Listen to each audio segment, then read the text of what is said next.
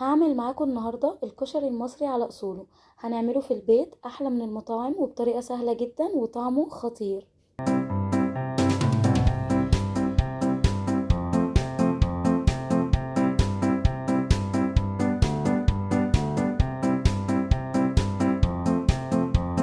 اول حاجة هنعمل البصل لاننا هنستخدم الزيت بتاع البصل في باقي الوصفة كلها. معايا هنا بصل مقطعه جوانح او شرايح رفيعة كده. انا مش بحب احط عليه نشا او دقيق خالص وبيكون مقرمش وجميل. عندي هنا طاسة فيها زيت سبته يسخن، وهنزل بالبصل وهشوحه كويس لحد ما يتحمر، بس ناخد بالنا انه ما يتحرقش عشان ما يمررش في الاكل. اول ما ياخد اللون الذهبي كده هطلعه على مصفى علشان يفضل مقرمش وما يطراش لو حطيته على بعض. هرش عليه بس شوية ملح كده وهسيبه على جنب. دلوقتي هسلق المكرونة. معايا حلة فيها مية سخنة، هنزل بمكرونة خواتم وسباكيتي الاتنين مع بعض. هقلبها كل شوية علشان ما تعجنش لمدة 7 أو 10 دقايق وهصفيها.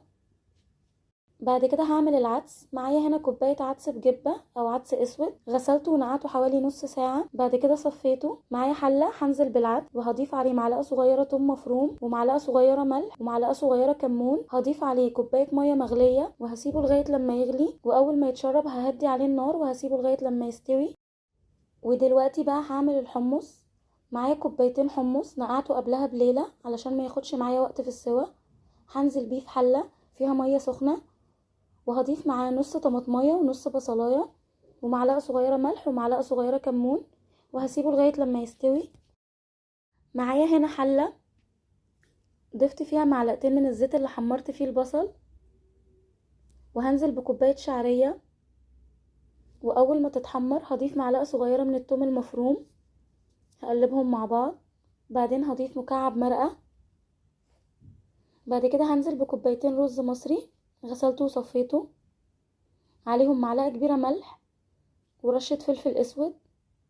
هقلب كل ده وهنزل عليهم بكوبايتين ميه سخنه، وهسيبه على نار عاليه لغايه لما يتشرب. بعد كده ههدي عليه النار واسيبه لغايه لما يستوي.